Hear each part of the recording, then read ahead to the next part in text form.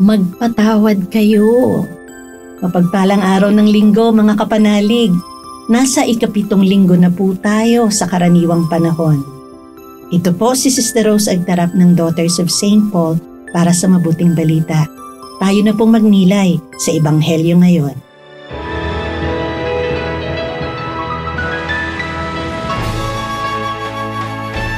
Sinabi ni Jesus sa kanyang mga alagad, "Sinasabi ko sa inyong mga nakikinig, mahalin ninyo ang inyong mga kaaway.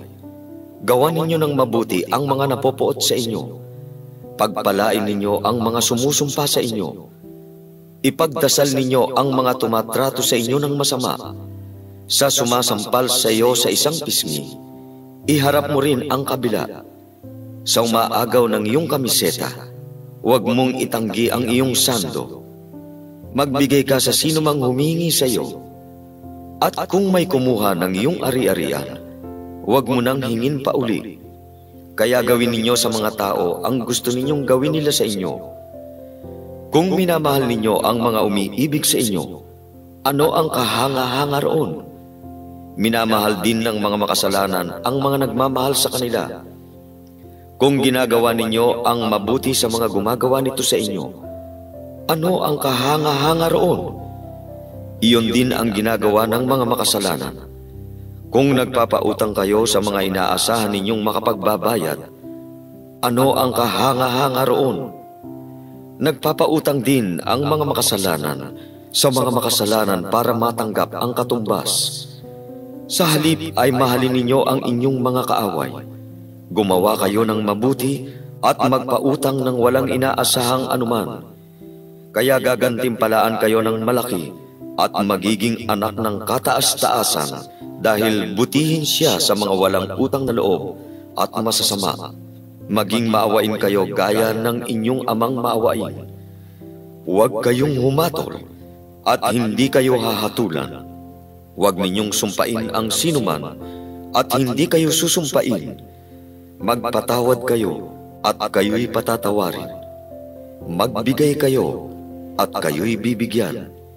Isang saganang takal, siksik, liglig at umaapaw ang ibubuhos nila sa inyong kandungan, sapagkat susukatin kayo sa sukatang ginagamit ninyo.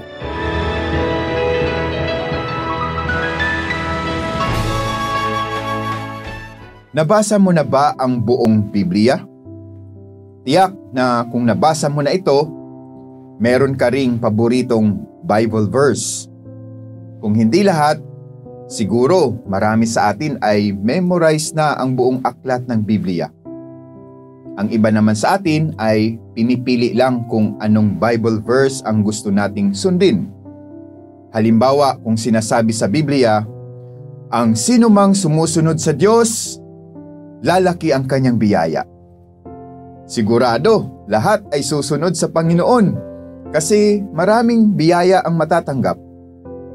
Mga kapanalig, paano kaya kung ang marinig natin sa Panginoong Hesukristo ay ang sinabi niya sa mabuting balita ngayon? Ibigin ninyo ang inyong mga kaaway. Gawan ninyo ng mabuti ang mga napupuot sa inyo. Pagpalain ninyo ang mga sumusumpa sa inyo. Idalangin ninyo ang mga umaapi sa inyo. Kapag sinampal ka sa isang pisngi, iharap mo rin ang kabila. Nakakatiyak akong maraming aalmas sa atin. Siguro sasabihin natin, hindi pwede yan, Panginoon. Nasaktan ako, kailangan kong gumanti sa aking mga kaaway. Ito ang madalas na nangyayari. Pinipili lang natin ang gusto nating marinig kay Jesus. Parang nagche-cherry picking lang tayo pagdating sa pagbabasa ng mabuting balita. Mga kapanalig, mahirap magpatawad. Pero ito ay posible sa tulong ng biyaya ng ating Panginoon. Mismo ang ating Panginoong Hesukristo ay naniniwala na may kakayahan tayong magpatawad at mahalin ang ating mga kaaway. Hindi naman iuutos ng Diyos sa atin kung hindi natin kaya ang magmahal at magpatawad. Talagang mahirap ang magpatawad at magmahal ng kaaway.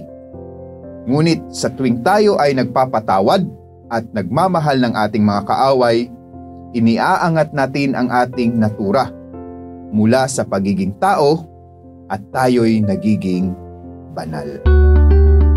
Mga kapanalig, maraming salamat po sa inyong suporta sa aming misyon. Subscribe, like, and follow po Lines sa aming social media accounts. Patuloy po kaming humihingi ng inyong tulong upang maipagpatuloy ang programang ito. Maaari po ninyong ipadala ang inyong love offerings at donasyon sa aming donations channels. Makakaasa po kayo na kasama lagi ang inyong mga intensyon at kahilingan sa aming panalangin araw-araw. Ito pong muli, si Sister Rose na nag-aanyaya sa inyong manalangin. Panginoon, gisingin nawang muli ng biyaya ng Hubileo ang pagnanasa namin sa kayamanang makalangit. Tulungan mo kaming ipalaganap ang kagalakan at kapayapaan ni Kristong aming manunubos sa buong mundo. Amen. We are here to provide a new way of communicating and proclaiming the gospel.